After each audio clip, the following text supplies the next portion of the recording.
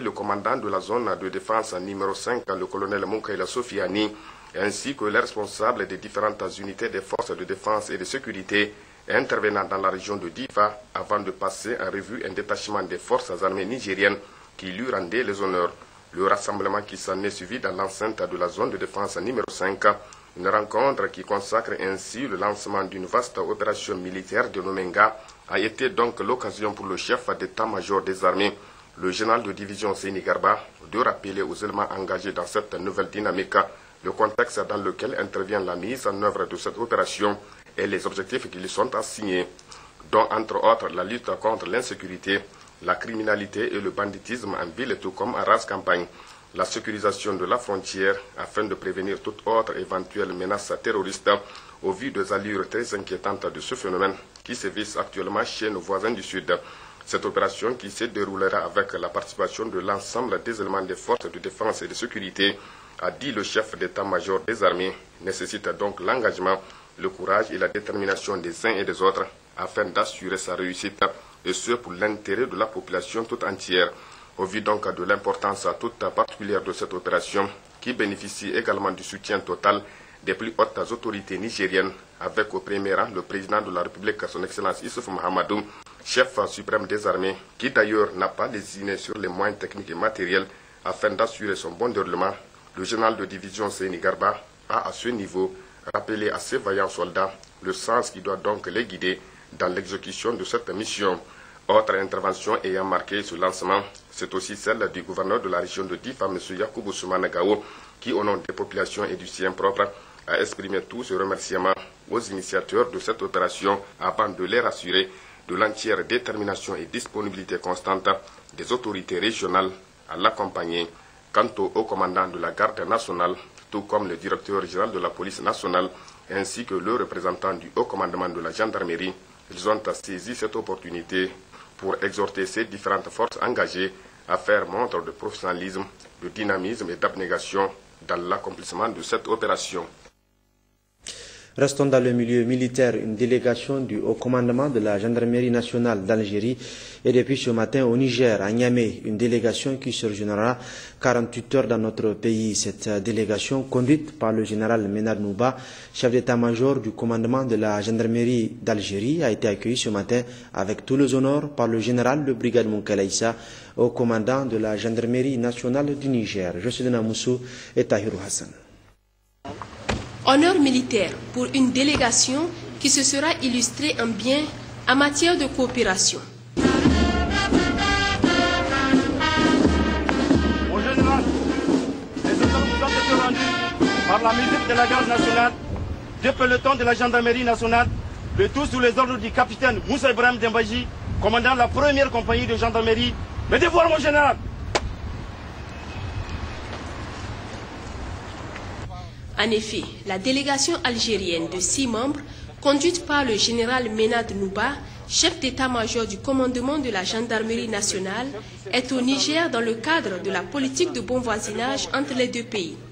Selon le haut commandant de la gendarmerie du Niger, cette visite fait suite à celle qu'il a effectuée en Algérie en fin 2012. Une coopération entretenue de très longue date qui se manifeste par la formation, l'aide à l'équipement et la recherche de renseignements et d'informations dans la traque terroriste, entre autres. Après les honneurs militaires au camp supérieur de la gendarmerie nationale, la délégation algérienne a été reçue pour un entretien au haut commandement de la gendarmerie nationale. Un entretien sacré par la signature du livre d'or où le chef d'état-major du commandement de la gendarmerie nationale d'Algérie a réitéré sa disponibilité à soutenir le Niger devant les défis du terrorisme en raffermissant cette coopération. Autre étape de cette visite, la division du fichier central et de recherche de la gendarmerie nationale où le service police technique et scientifique a été présenté à la délégation, suivi du lieu de dépôt des fichiers automatiques des empreintes digitales et du service d'établissement des cartes professionnelles. La remise de cadeaux au chef de la délégation algérienne a marqué la fin de cette première série de visites effectuée par le chef d'état-major du commandement de la gendarmerie nationale d'Algérie au Niger. La haute autorité de lutte contre la corruption et les infractions assimilées à l'ALCIA organise depuis ce matin une formation à l'intention des formateurs sur les mécanismes de l'anticorruption.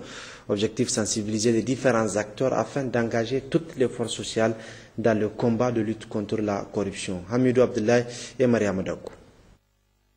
La présente formation vise donc à outiller les participants sur les mécanismes et stratégies de lutte contre la corruption et les infractions assimilées. Elle se veut aussi le lieu de relever les obstacles qui freinent l'effectivité de la lutte contre la corruption, mais aussi un cadre pour identifier des solutions juridiques et ou pratiques aux dysfonctionnements à relever. Pour conduire une action efficace et efficiente de lutte contre la corruption, la ALCIA reste persuadée que la sensibilisation et la formation demeurent les meilleures approches pour venir au bout du phénomène. C'est dans cette dynamique que la Haute Autorité de lutte contre la corruption et les infractions assimilées et Open Society Initiative for West Africa, OSIWA, mettent en commun leurs efforts dans la mise en œuvre du projet Prévention de la corruption. L'objectif général du projet est de contribuer à la réalisation des actions de formation, d'information et de sensibilisation qui permettent d'impulser le changement de comportement indispensable à la mise en œuvre des mesures efficaces de lutte contre la corruption. Aussi, je vous invite à accorder une attention toute particulière aux modules qui seront dispensés car bientôt vous serez appelés à dupliquer cette formation à vos collègues. Cette formation des formateurs de 48 heures qui sera assurée par un expert juriste de haut niveau contribuera certainement à un engagement de toutes les forces sociales de la lutte contre la corruption au Niger. Ouverture également ce matin de la 6e convention ordinaire du réseau des organisateurs agricoles de l'Afrique de l'Ouest, ROPA. Les assises se tiennent sous le thème meilleur positionnement des organisations paysannes dans les services économiques pour une agriculture ouest-africaine plus résiliente. Askou Jibrila sur le commentaire de Oumajamila Moudachirou.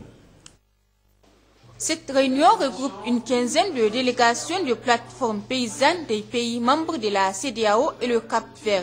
Au centre des échanges, la 6e convention ordinaire du réseau des organisations paysannes et des producteurs agricoles de l'Afrique de l'Ouest. On a 14 pays qui sont là pour évaluer non seulement les activités qui ont été réalisées de 2010 à 2014, examiner les activités, les valider, examiner les rapports financiers et les audits, les valider, mais également regarder aussi le plan quinquennal. Qu'est-ce qui a été fait, qu'est-ce qui reste à être fait. Et l'autre élément, c'est que ça va nous permettre aussi de pouvoir discuter avec nos différents partenaires pour voir le niveau de collaboration. Au Niger, le développement de l'agriculture est une priorité des plus hautes autorités. Pour ce qui concerne le Niger, nous avons lancé en synergie avec les organisations régionales, l'initiative 3N, cher au président de la République, chef de l'État, dont l'objectif principal est d'accroître l'offre locale de denrées alimentaires de base pour les populations.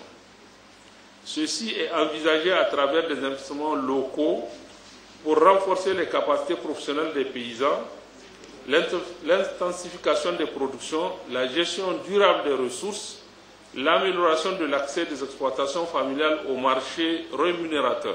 Au terme des 2 jours qui dureront ces assises, de nouvelles organisations chargées de conduire le nouveau programme élaboré seront mises en place. De l'agriculture à l'environnement, la lutte contre la désertification est au centre des politiques et stratégies de développement initiées par les autorités de la 7e République. Malgré l'ampleur et la persistance du phénomène, le Niger, avec l'appui de ses partenaires au développement, a déployé d'énormes efforts pour inverser la tendance. Moustapha Tino.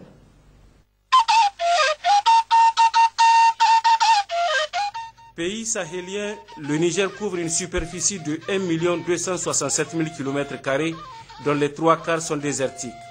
Le Niger, où 80% de la population vit de l'agriculture et de l'élevage, fait face à de nombreux défis économiques et écologiques liés aux effets néfastes des changements climatiques en général et de la désertification en particulier. À titre d'illustration, le Niger a perdu 904 400 hectares de terre de 2000 à 2013, soit 64 600 hectares par an, du fait de la déforestation, de l'ensablement et de la formation des glacis. La désertification a des conséquences socio-économiques considérables au Niger. Dégradation du potentiel productif, conflits champêtres, érosion de la biodiversité, insécurité alimentaire et nutritionnelle, perte de l'habitat, dégradation des infrastructures, perte en vie humaine, migration. Face à la désertification, le Niger a entrepris la réforme de son cadre institutionnel en mettant en place le ministère de l'Environnement et de la lutte contre la désertification, le Conseil national de l'environnement pour un développement durable et le Haut Commissariat à l'initiative 3N, les Nigériens nourrissent les Nigériens. Du point de vue stratégique et pragmatique, le Niger a élaboré le plan d'action national de lutte contre la désertification et de gestion des ressources naturelles, la stratégie nationale pour l'agroforesterie, le cadre stratégique d'investissement en gestion durable des terres. Plus particulièrement, le gouvernement s'attelle actuellement à la mise en œuvre de l'initiative 3N, les Nigériens nourrissent les Nigériens, conçue pour mettre durablement les populations nigériennes à l'abri de la faim et de la malnutrition et leur garantir surtout les conditions d'une pleine participation à la production nationale et à l'amélioration de leurs revenus.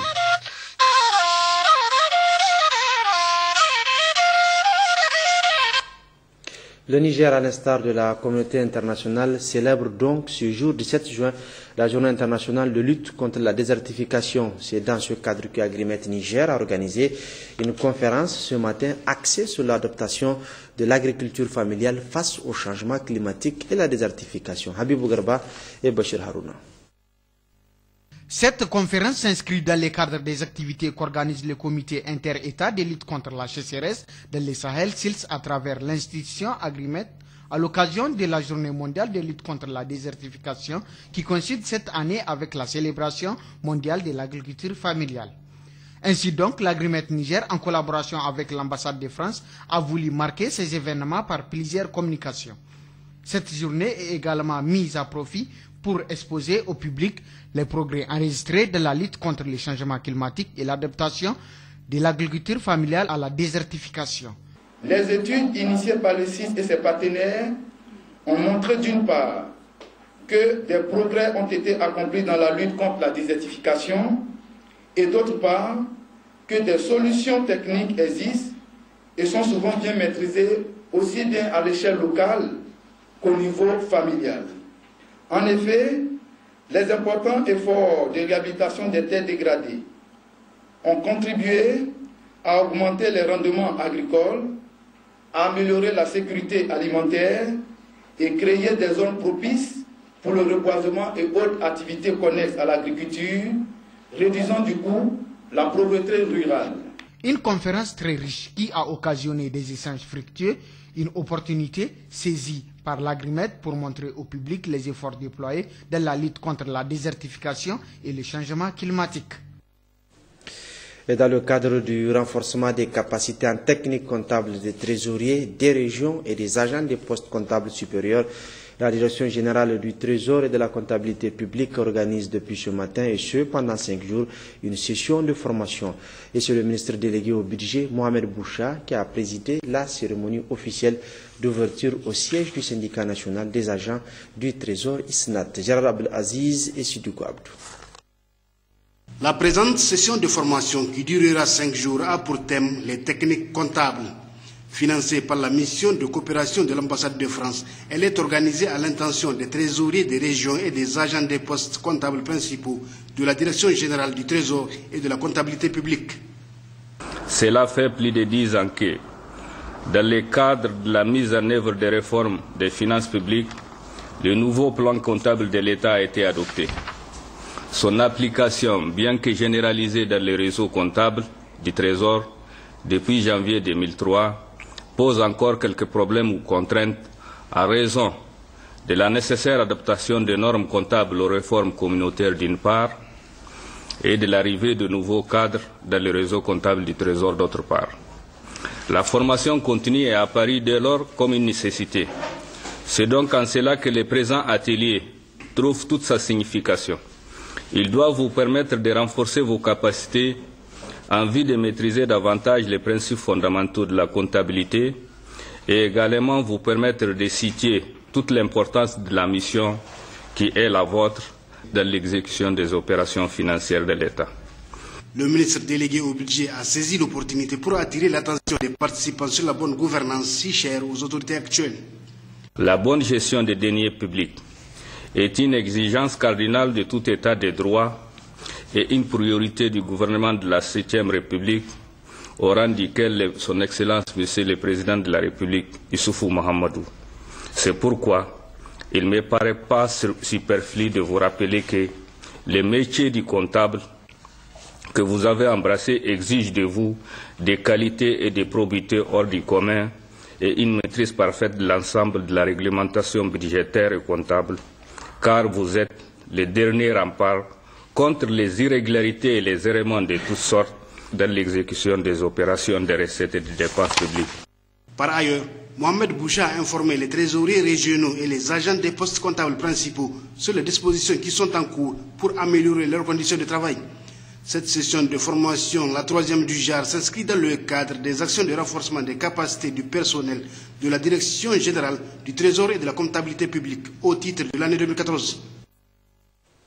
Et à l'intérieur du pays, en marge des travaux de la première session ordinaire au titre de l'année 2014, les conseillers régionaux de Tillabéri ont effectué une série de visites mercredi dernier sur les infrastructures sportives et culturelles dans la commune urbaine de Tillabéri. Abdullah Soumana et Hamadou Ibrahim. La Maison des Jeunes et de la Culture, l'arène des Jeux traditionnels, le stade d'Omnisport et ses annexes ont reçu la visite de ces conseils régionaux. Une initiative du gouverneur de la région de Tillabéri exprimée lors de l'ouverture des travaux de la première session ordinaire du conseil régional au titre de l'année 2014, c'était le mercredi dernier, et qui découle de la volonté des autorités régionales de remettre la gestion de ces infrastructures réalisées au profit de la population, particulièrement jeune, au conseil régional de Tillabéri. À toutes les étapes, les conseils régionaux ont trouvé des infrastructures mal gérées et complètement délabrées. Au cours de la réunion de restitution de toutes ces visites, le gouverneur de la région de Tillabéri a transmis aux conseils régionaux les salutations fraternelles et les encouragements du président de la République, chef de l'État Issoufou Mahamadou, et du Premier ministre chef du gouvernement Brigitte Raffini. Pour Assimi Diabri, l'État a réalisé ces infrastructures à grands frais en vue de créer un cadre propice d'épanouissement à la jeunesse et au développement de la région. Au regard du rôle du premier plan de développement de la région qu'il joue, le gouverneur Assimi Diabri les a exhortés de tout mettre en œuvre pour s'approprier ces joyaux. Les conseillers régionaux ont à leur tour exprimé toute leur reconnaissance au gouverneur de la région pour tout son soutien. Ils ont exprimé leur volonté à prendre avec le plus grand soin la gestion de ces infrastructures qui font la fierté de la population. Et d'ailleurs, un comité a été mis en place afin d'évaluer les réhabilitations à faire et de réfléchir sur les modalités de la gestion. Les conseillers régionaux ont également visité les animaux mis à la disposition de la région par le ministère de la Jeunesse aux fins d'activités d'embauche. Le gouverneur de la région a instruit les responsables régionaux à prendre le plus tôt possible des dispositions pour mettre ces animaux à la disposition des groupements des jeunes qui seront identifiés.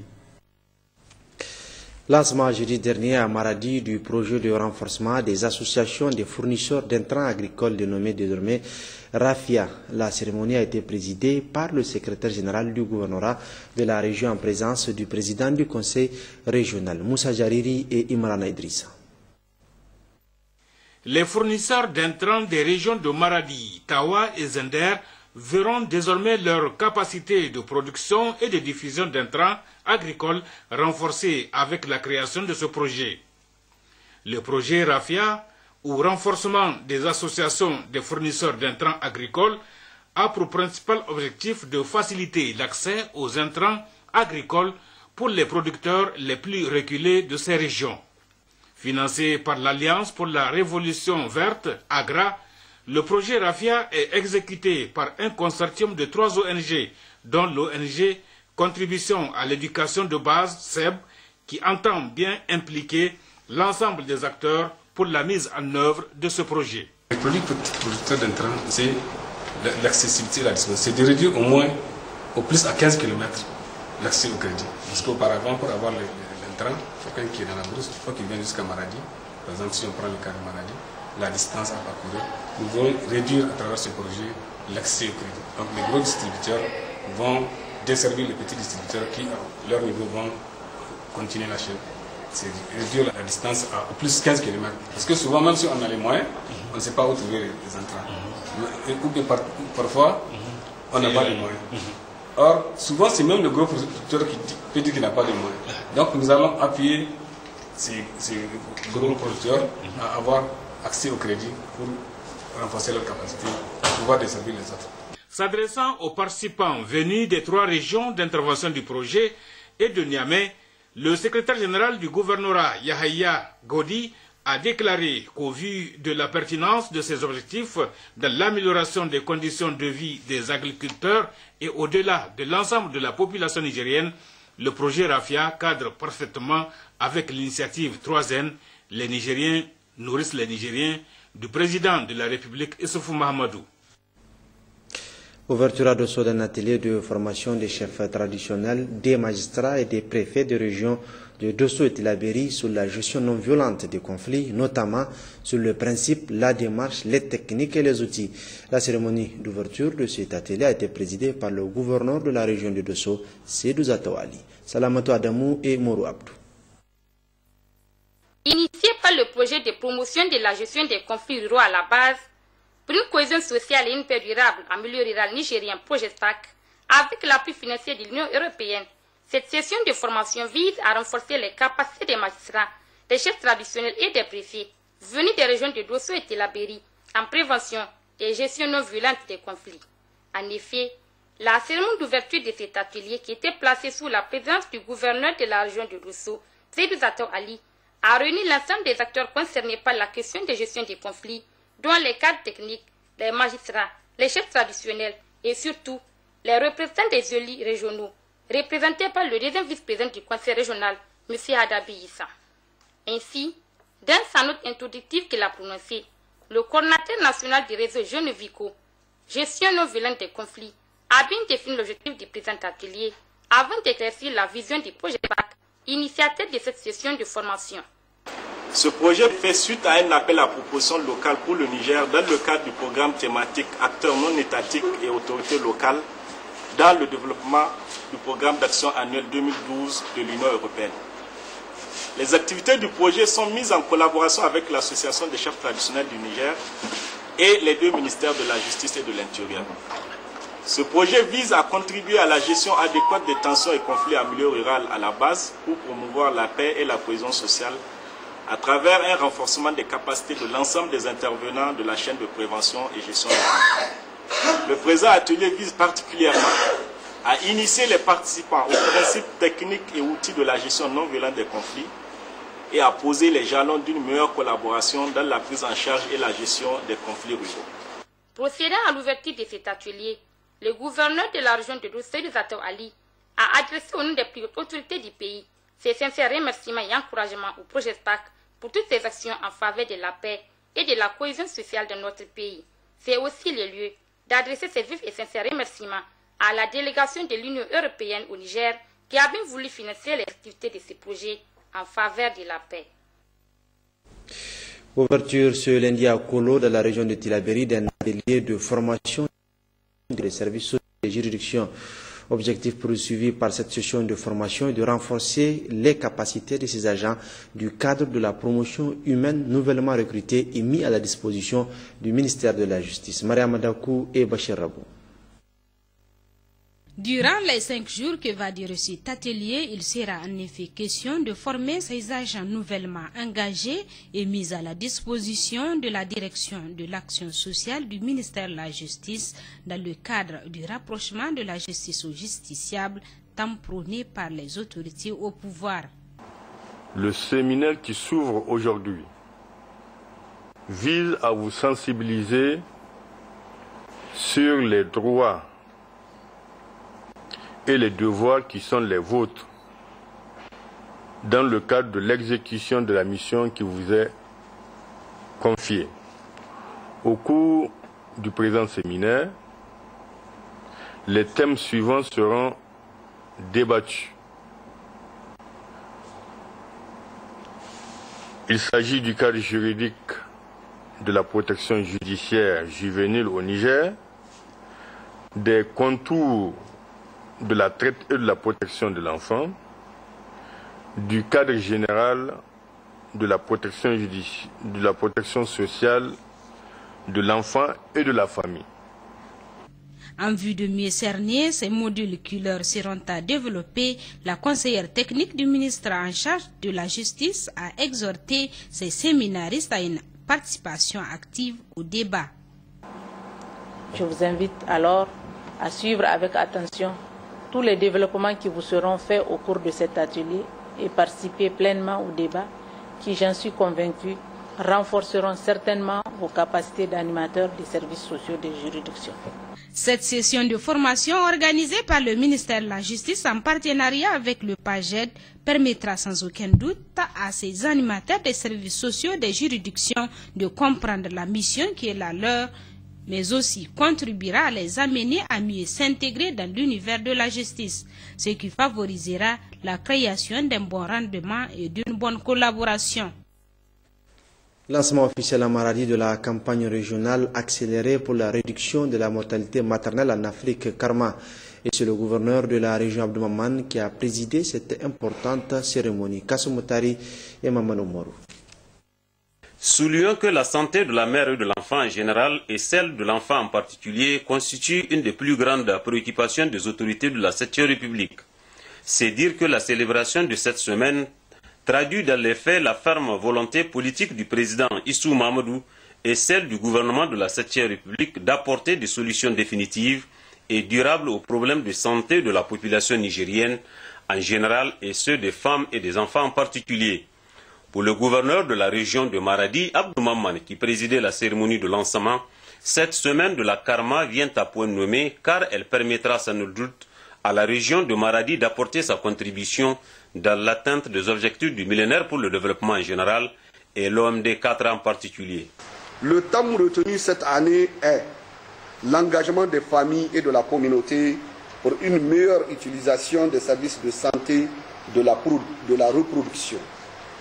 La pertinence du thème témoigne de l'importance de la place des communautés dans le combat quotidien contre la morbidité et la mortalité maternelle et néonatale. À noter que le ressort du rapport préliminaire de la dernière enquête démographique et de santé à indicateurs multiples de 2012 qu'au Niger, le taux de mortalité infantile reste toujours élevé à 127 pour 1000. En d'autres termes, environ un enfant sur 8 meurt avant d'atteindre l'âge de 5 ans. Ainsi, nonobstant les efforts combien louables déployés par l'État et ses partenaires techniques et financiers, beaucoup reste encore à faire. C'est pourquoi le premier responsable de la région de Maradi a lancé un appel aux autorités administratives et coutumières ainsi qu'aux leaders religieux de la région pour qu'ils s'investissent davantage tout au long de cette semaine dans la sensibilisation des populations pour une utilisation plus accrue des services de la santé de la reproduction, avant de remercier l'ensemble de nos partenaires techniques et financiers, notamment l'UNFPA, l'UNICEF et l'OMS, pour leur appui matériel, technique et financier qu'ils ne cessent d'apporter dans le domaine de la lutte contre la maladie. Restons dans cette région, s'inspirer de l'expérience de la brigade de bonne conduite ou BBC en matière de mise en œuvre des thèmes prioritaires de l'UNFPA initiés il y a une dizaine d'années par le sultanat du Gobir. Tel est le sens d'une rencontre qui a regroupé samedi dernier 23 chefs de canton de la région de Maradi, placés sous la présidence du président de l'association des chefs traditionnels du Niger au titre de la région, le sultan Abdou Bala Marafa. Moussa Jariri et Maman Oumarou. Cette rencontre fait suite à l'atelier de formation des chefs traditionnels du Niger sur les thèmes prioritaires du Fonds des Nations Unies pour la population UNFPA organisé en décembre dernier à Zender.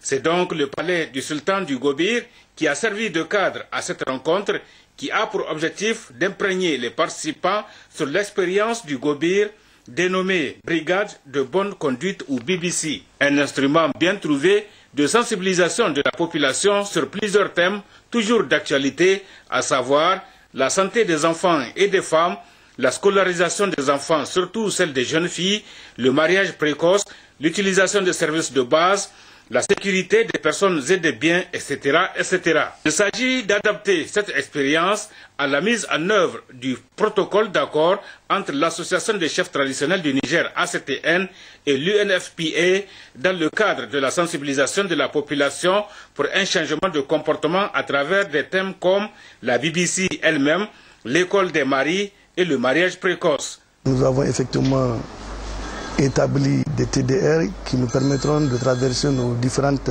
entités pour maintenant sensibiliser les populations sur les différents thèmes. Nous avons 3 thèmes que nous avons retenus. L'un des thèmes, c'est effectivement concernant la santé, pour les fréquentations des centres de santé, la planification familiale, les mariages précoces. Nous avons aussi ensuite la fréquentation aussi de l'école, parce que tout ça, là, ça fait partie des thèmes. Et en collaboration avec les agents de santé, avec aussi ce qu'on appelle les écoles de Marie. L'honorable Sultan du Gobir et le secrétaire général de la BBC se sont exprimés pour expliquer avec force détail le processus de la création et le fonctionnement de la brigade de bonne conduite BBC et ses démembrements que sont les comités villageois de bonne conduite installés dans 187 villages du sultanat. À leur tour, les chefs de canton formés se sont engagés à transmettre les connaissances acquises à ceux de leurs pairs qui n'ont pas pris part à la rencontre. Ouverture à Dosso des travaux de l'atelier régional de vulgarisation de la Constitution du 25 novembre 2010. C'est le vice-maire de la commune urbaine qui a procédé à l'ouverture de cette rencontre. Rachida Nawada et Habibou Bakou. Organisé par la coordination nationale du comité de réflexion d'orientation indépendant pour la sauvegarde des acquis démocratiques croisades, avec le soutien financier d'Open Society Initiative for West Africa OSIWA, cet atelier régional de vulgarisation de la Constitution du 25 novembre 2010, dont le thème est Constitution, instrument de citoyenneté et de bonne gouvernance, a regroupé les acteurs de la société civile de la région de Dosso en vue de se familiariser avec la loi fondamentale qui est la Constitution, qui garantit les droits humains et les protège. Les thématiques inscrites au présent atelier qui durera 2 jours sont le contenu de la Constitution et ses porteurs, les droits humains, économiques, sociaux et culturels, les droits de solidarité, les droits civils et politiques. Nous parlerons pendant 2 jours de la Constitution et des droits humains, car la première, c'est-à-dire la Constitution, garantit et protège les droits humains à ton coutume de dire. C'est d'abord leur connaissance effective par le bénéficiaire et de la même manière qu'on peut se prévaloir d'un droit dont on ignore l'existence, on ne peut non plus jouir intégralement d'un droit quand on ne maîtrise pas les procédures et les mécanismes de sa mise en œuvre. En ouvrant les travaux, le vice-maire de la commune urbaine de Dosso, Adam Saïdou, a souhaité la chaleureuse bienvenue aux membres de cette mission au nom de la population de Dosso, avant d'exhorter les participants à suivre avec une attention requise les enseignements qui leur seront dispensés. Auparavant, le vice-président de la coordination régionale croisade de Dosso, Issa Moussa, dans une note introductive, dira que l'opinion nationale assiste désabusée à une augmentation de la tension politique qui puise ses origines dans une ambition personnelle des hommes et femmes que constitue notre classe politique, mais surtout dans une lecture différente de la Constitution, notre loi fondamentale, d'où l'importance de cette présente assise. Ouverture à Gadez de la réunion de réévaluation de la situation alimentaire des populations nigériennes. Cette réunion d'envergure nationale est organisée par le dispositif national de prévention de gestion des catastrophes et des crises alimentaires. Les résultats de cette rencontre sont fortement entendus par le gouvernement des partenaires humanitaires pour apporter l'assistance nécessaire aux ménages vulnérables. Hashimou Mohamed et Nassirou Nakakali. 3 jours durant, les participants venus de toutes les régions du Niger, dont les secrétaires généraux du gouvernorat, les principaux responsables de la série crise alimentaire, filiers sociaux, les représentants des organisations internationales, partenaires du dispositif national de prévention et de gestion des catastrophes et des crises alimentaires, auront à débattre de manière exhaustive de la situation alimentaire du pays avec comme fil conducteur notamment les résultats de la première évaluation intervenue en novembre 2013 à Maradi. En ouvrant les travaux de cette réunion, Mohamed Goni Boulama, conseiller spécial du Premier ministre, secrétaire permanent du dispositif national et de gestion des catastrophes, de crise alimentaire, a de prime abord rappelé l'enjeu de cette réunion qui intervient à l'entrée de la période de soudure. La réévaluation de la situation alimentaire du Niger est d'autant indispensable qu'il y a 6 mois seulement 232 zones vulnérables regroupant 4648 villages pour une population estimée à près de 4 300 000 habitants a été dressé sur la sécurité alimentaire des ménages. Les projections pour la période de soudure 2014, précise M. Goni Boulama, seraient de l'ordre de 7 506 790 personnes. Ceci laisse entendre que la situation alimentaire de 3 309 176 personnes serait dégradée entre novembre 2013 et juin 2014. D'où le sens de l'inquiétude du secrétaire permanent du dispositif national de prévention et de gestion des crises alimentaires. C'est pourquoi M. Goni Boulama a invité les participants de confirmer ou d'infirmer ces projections en mettant l'accent sur un certain nombre de facteurs d'évaluation, dont entre autres la disponibilité alimentaire des ménages, l'évolution des marchés céréaliers, les marchés à bétail, l'exode des populations et les autres sources de nourriture. Aussi, le secrétaire permanent du dispositif national de gestion des crises alimentaires a saisi cette opportunité au nom de son Excellence Birji Rafini, Premier ministre chef du gouvernement, pour rendre un hommage tout particulier à son Excellence Alhaji Mohamed Youssoufou, président de la République, chef de l'État, pour sa volonté clairement énoncée dans son programme de renaissance de briser les cycles de vulnérabilité des populations à travers l'initiative 3N. Les Nigériens nourrissent les Nigériens. A noter auparavant que le secrétaire général adjoint de la région d'Agadez, Abdraman Moussa, les représentants du président du conseil régional d'Agadez, les maires adjoints de la commune urbaine d'Agadez ont tous salué la tenue de cette grande réunion dans la capitale de l'Aïr et la mobilisation des autorités de la 7e République à faire face aux problèmes de sécurité alimentaire. À l'occasion de la journée de l'enfant africain célébrée ce 16 juin, SOS Village d'enfants organisait un déjeuner de presse pour se faire connaître davantage au grand public. Ce déjeuner de presse a été dirigé par le directeur national de SOS Village d'enfants, Hamissou Koraou, Gérard Abdelaziz et Youssouf Suleiman. Mieux faire connaître SOS Village d'enfants, tel est l'objectif visé par la direction nationale de cette ONG internationale à travers ce dîner de presse. Un exposé a été fait à cet effet. On retiendra que cette organisation à vocation sociale a été fondée en Autriche en 1949. Elle offre une prise en charge holistique à court, moyen et long terme selon le type de programme aux enfants ayant perdu ou risquant de perdre la prise en charge parentale. Notre mission à nous, c'est de faire en sorte que chaque enfant puisse vivre dans un foyer, dans une maison familiale aussi, vous voulez. C'est ça qui est d'ailleurs l'objectif même de notre slogan, un foyer pour chaque enfant, en résumé. Cet objectif, nous le poursuivons depuis toujours et depuis 1949, notre organisation a toujours mis les moyens pour faire en sorte que chaque enfant puisse dire maman ou papa. Parce que, à notre avis, si un enfant n'est pas en mesure de dire maman ou papa, c'est qu'au fond de lui-même quelque chose va lui manquer. Et c'est pourquoi nous avons créé les conditions pour que au moins les enfants qui vivent au sein des villages d'enfants SOS puissent avoir des mères SOS à leur disposition et un directeur de village qui représente l'image du père. Au Niger, cette ONG a démarré ses activités le 1er avril 1993 avec l'ouverture du premier village d'enfants SOS à Niamey. Aujourd'hui, ces activités s'étendent sur 3 autres régions, Tawa, Dosso et Maradi. À titre indicatif, en 2013, ces programmes ont touché 16 535 enfants à travers le Niger. SOS Village d'enfants a comme source de financement le parrainage, les dons, les legs et le partenariat institutionnel. On peut aider les enfants de SOS Village d'enfants en parrainant un village, une famille SOS ou un enfant ou en faisant un don en nature ou en espèces. Retour à l'intérieur du pays, à Maradi, le secrétaire général adjoint de la région a présidé vendredi dernier une session de formation destinée aux bénéficiaires de micro-subventions du programme d'appui à la société civile PASOK 2. Cette formation était couplée à une signature de convention. Mamadou Marou et Aminata Ali Hassan.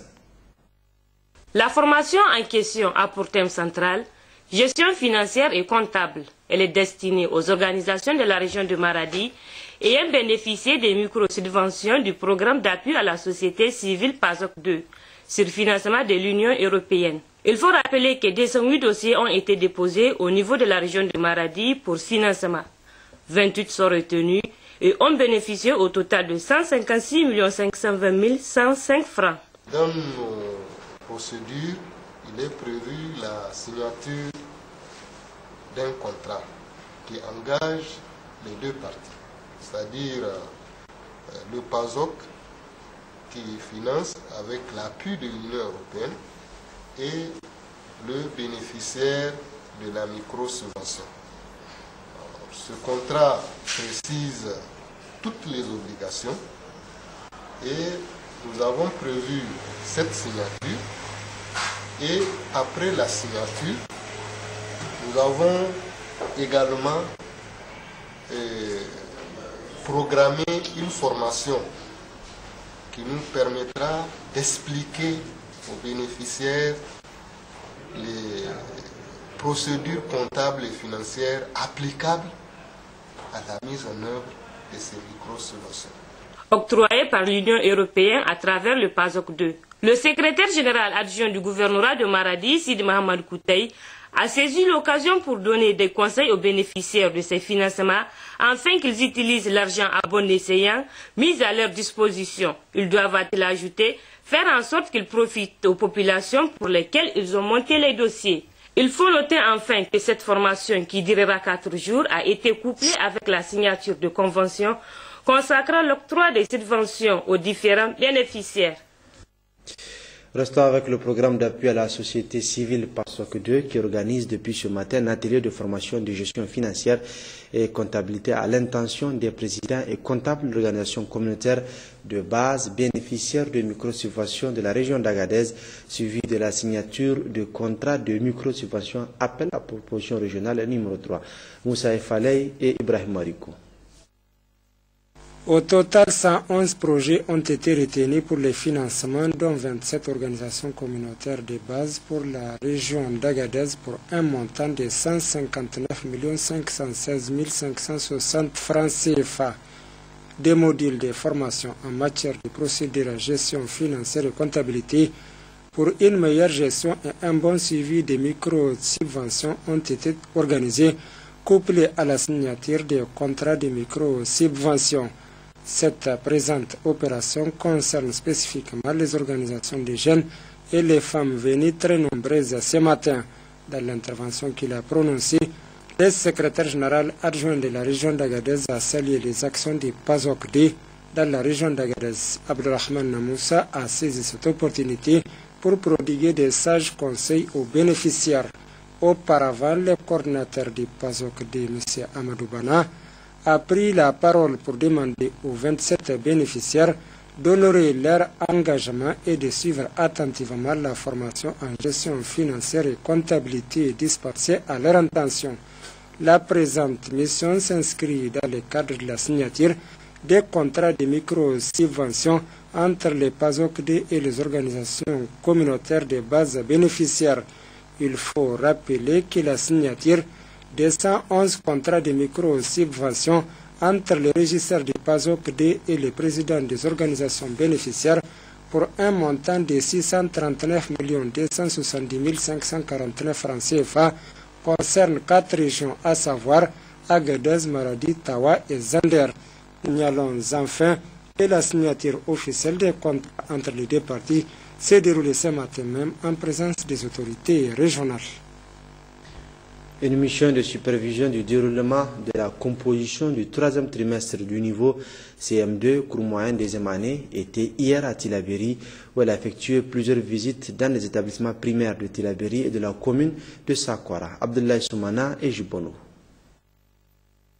Accompagné du secrétaire général de la région de Tillabéri, cette mission du ministère des enseignements primaires, de l'alphabétisation, de la promotion des langues nationales et de l'éducation civique conduite par le directeur général de la réforme s'est successivement rendue à l'école primaire Plateau, l'école Madrasa Zango et l'école bilingue dans la commune urbaine de Tillabéri et l'école primaire de Sakwara dans la commune rurale de Sakwara. Cette mission de supervision entre dans le cadre de la réforme des examens d'entrée en classe de 6e.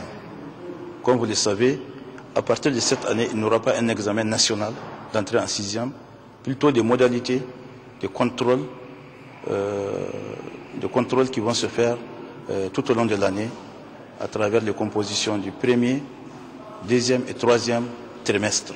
C'est à l'issue de ces 3 compositions que la moyenne de chaque élève sera calculée et rapportée à la note sur 10, et c'est cette moyenne qui va permettre d'orienter l'élève soit vers le CEG, soit dans un collège d'enseignement technique et professionnel, soit dans un centre d'apprentissage. les métiers. À toutes les étapes, le secrétaire général de la région de Tillabéri a transmis les encouragements des plus hautes autorités de la 7e République aux enseignants et élèves. Moussa Moussi a également insisté sur la place de choix qu'occupe le volet éducation dans le programme de la Renaissance du Niger et les importants moyens déployés pour son développement et prodiguer des conseils aux candidats. Lisez attentivement les sujets avant de les aborder. Comptez sur vos propres efforts car vous êtes les futurs cadres de ce pays.